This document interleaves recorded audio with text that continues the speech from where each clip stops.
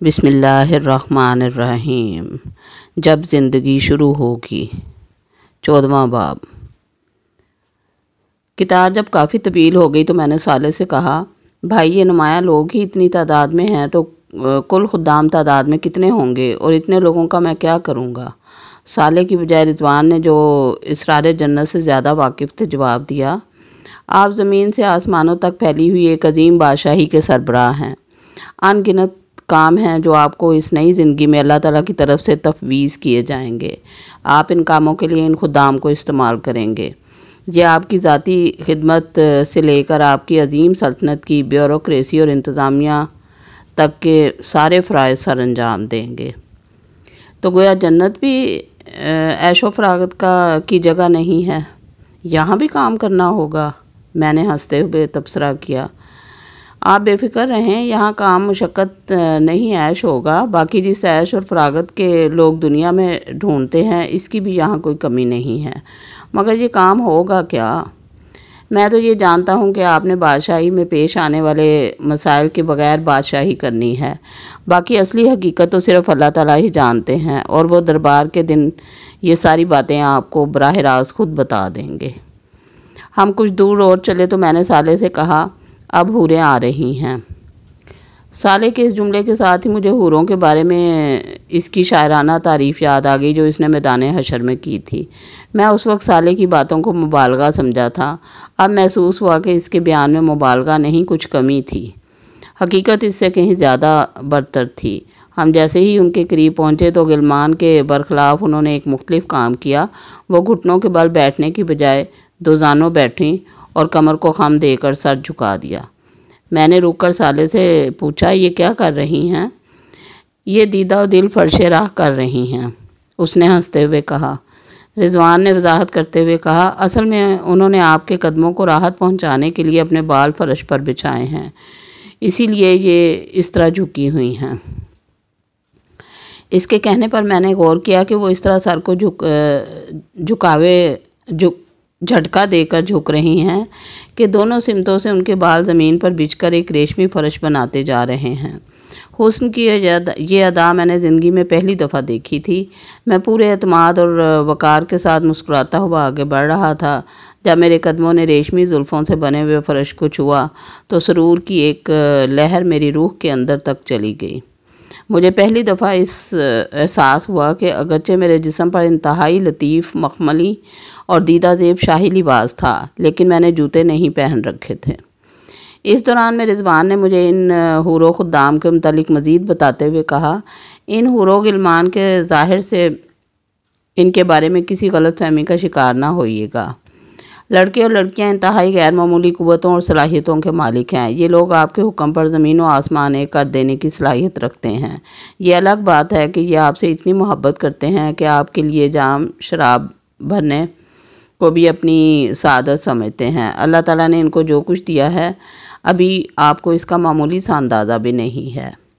میں رضوان کی بات کے جواب میں خاموش رہا۔ میرا دھیان احساس شکر گزاری کے ساتھ اس ہستی کے قدموں میں سجدہ ریز ہو گیا جس نے ایک فقیر اور بندہ عاجز کو بہت معمولی عمل کے بدلے میں اس عزت اور سرفرازی سے نوازا تھا۔ بے اختیار میری آنکھوں سے آنسو بہنے لگے اور میں خود بھی سجدے میں جا گرا۔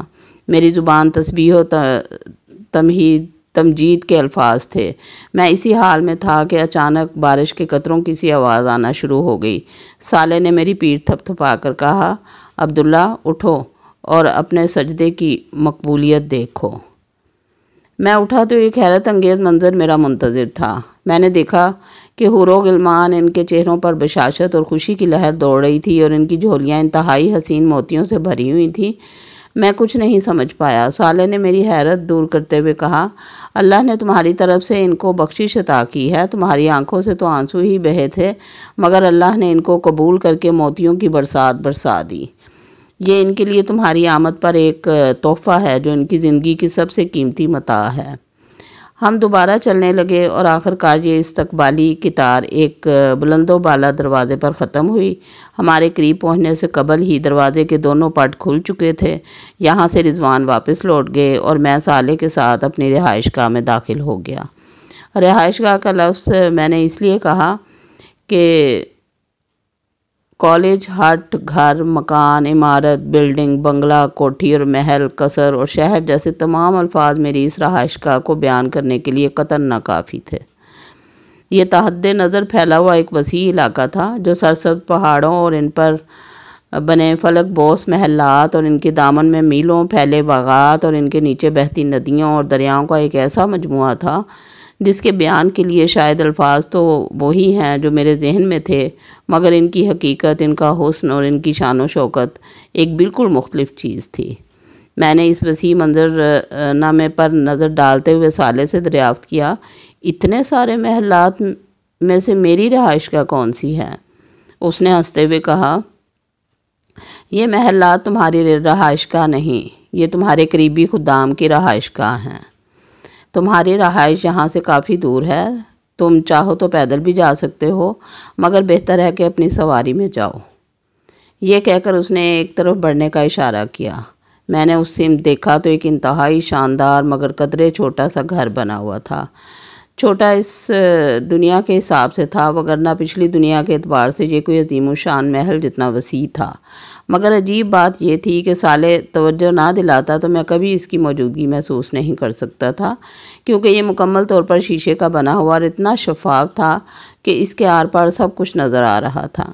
صالح آگے بڑھا تو میں اس کے پیچھے اس خیال سے چلا کہ اس گھر میں کوئی گاڑی وغیرہ جیسی سواری کھڑی ہوگی، مگر وہ سیدھا مجھے اس گھر کے وسط میں موجود ایک کمرے میں لے گیا جہاں ہیرے جواہرات سے مرصع شاہانہ انداز کی عالیشان نشستیں نصب تھیں۔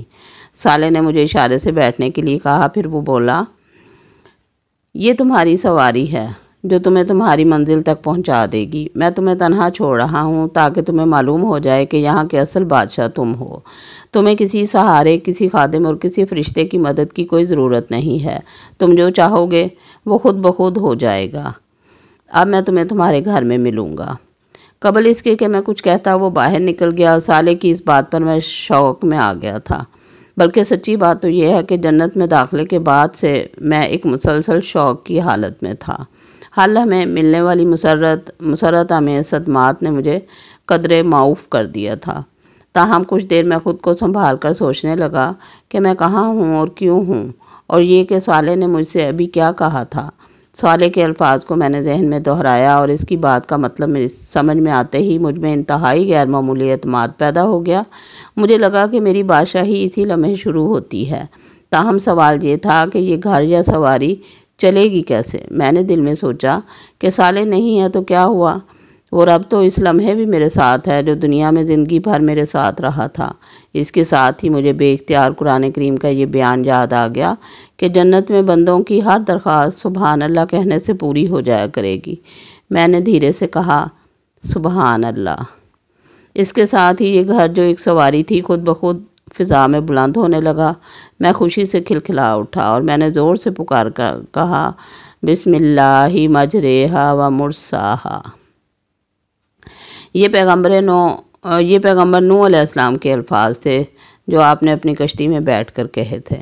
میری سواری دھیرے دھیرے ایک سمت بڑھنے لگی۔ میں خاموشی سے سر ٹکا کر نیچے پھیلے ہوئے حسین مناظر سے لطف اندوز ہونے لگا۔ گھر دھیرے دھیرے اڑ رہا تھا۔ مجھے محسوس ہوا کہ نیچے شام کا سا دھندلکا پھیلنے لگا ہے۔ کچھ ہی دیر میں ہر طرف مکمل تاریکی چھا گئی۔ اس کے ساتھ ہی شیشے کا یہ گھر دودھیا رنگ کی روشنی سے جگمگا اٹھا، جس کا ماخذ اور منبع کہیں نظر نہ آتا تھا۔ اندھیرے میں میرا سفر جاری تھا۔ باہر دور تک گہری تاریکی چھائی ہوئی تھی، مگر اس تاریکی میں کوئی اندیشہ، کوئی خوف نہیں تھا۔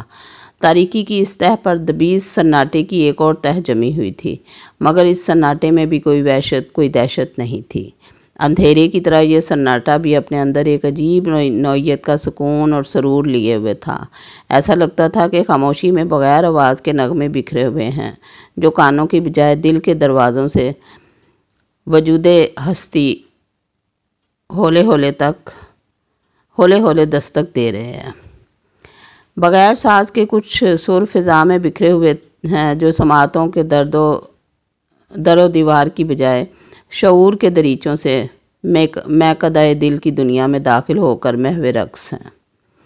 رہی تاریکی تو مجھے اس کا مقصد صرف ایک نظر آتا تھا، وہ یہ کہ تاریکی اس روشنی کو خوب نمایاں کر دے جو بہت دور فضا میں بلند ایک دیے کی مانند روشن تھی۔ یہ روشنی آسمان کے کسی تارے کی نہ تھی کہ اس وقت زمین کی طرح آسمان بھی تاریکی کی چادر اوڑھے ہوئے تھا۔ یہ روشنی ایک بلند پہاڑ کی چوٹی سے اٹھ رہی تھی۔ اندھیرے میں یہ روشنی بے حد حسین اور دلکش لگ رہی تھی، اتنی کہ اس سے نظر ہٹانے کو دل نہیں چاہتا تھا۔ پھر میں نے سوچا کہ اس اندھیرے میں دیکھنے کو اور رکھا ہی کیا ہے۔ میرے دل میں خواہش پیدا ہوئی کہ کیا ہی اچھا ہو کہ میں نیچے کا منظر روشنی میں دیکھ سکوں۔ میں نے سبحان اللہ کہا، جس کے ساتھ ہی تاریکی چھٹ گئی اور نیچے کا منظر صاف نظر آنے لگا۔ وَمَا عَلَيْنَا إِلَّا الْبَلَاغُ۔ اللہ حافظ۔